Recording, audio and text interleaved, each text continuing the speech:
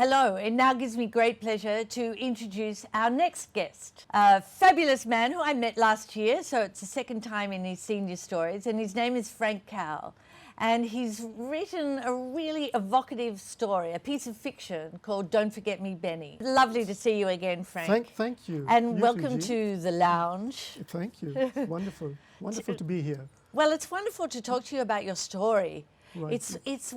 I really loved it. So if you'd like to start by just telling us a bit about your story. The story is about, it starts off with a young boy who's in a concentration camp during the Second World War. And the horrors he found himself in that camp were so atrocious that they literally scarred him for life.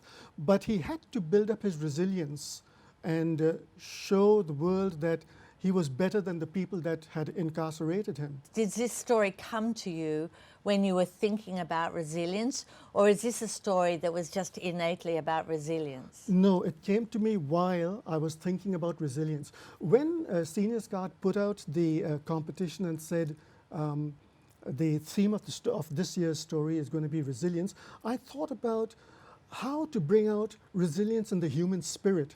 So as a writer, how important is expressing something? Story writing is very important. It's an ancient art form, story writing. It's very ancient. But it is very important because I think you owe it to your reader to be a very responsible and truthful writer. What did you hope to bring about through your story?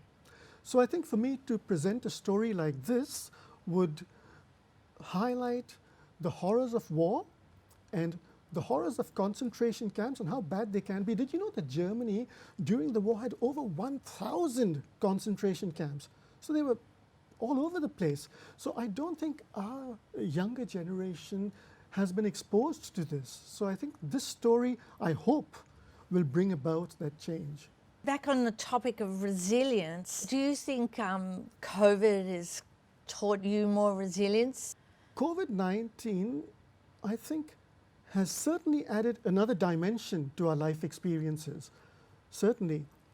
But I don't think it has changed my writing ability. I think it may have enhanced it, but certainly I don't think it has changed anything much. So when did you come to writing? I mean, did you start back in Calcutta? My writing abilities were confined in Calcutta to writing a couple of articles for an aeromodeling magazine, because I would do aeromodeling in Calcutta. So I did write a couple of articles that were published in an aeromodeling magazine. Are you inspired by a particular author?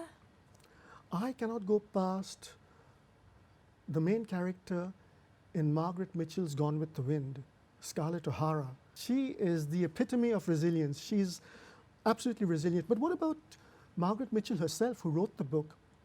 She took over 10 years to write this book, and it's said that she wrote the last chapter first because she had already worked out the ending to the book. Oh, it sounds like J.K. Rowling, doesn't it? Yes, so she wrote the last, and that's what we do sometimes with our story writing too. Yeah. So she wrote the last chapter first, then wrote the rest of the book. Yeah. And she had no intention, after writing it, she had no intention of having it published until she was talked into it. And when she did try to get it published, she was rejected not once, not twice. She was rejected 38 times. 38 times. And then the book went on, when it was published, it went on to become a bestseller and win the Pulitzer Prize. So if that's not a big win for resilience, I don't know what is. Do you think resilience comes from within yourself? Is it something for you that's grown over your life, resilience?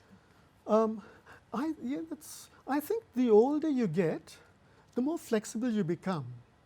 And certainly in my case, I was pretty inflexible as a youngster. I think I've become a lot more flexible with age. And I think I found that when you learn to let things go, your resilience actually strengthens.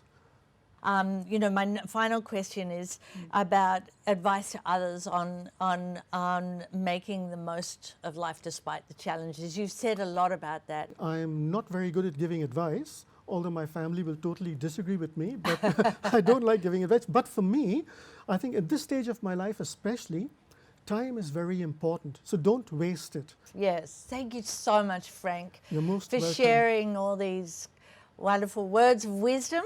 Can I Yeah. also thank Seniors Guard Yes, of course. and the Fellowship of Australian Writers for putting this competition together for us? Yeah. Because I think without them, without their input, I would not have renewed my passion for writing. It is because of Seniors Guard and because of the Fellowship of Australian Writers. So I thank them very much as well. Well said. Thank you Thank so you. much, Frank.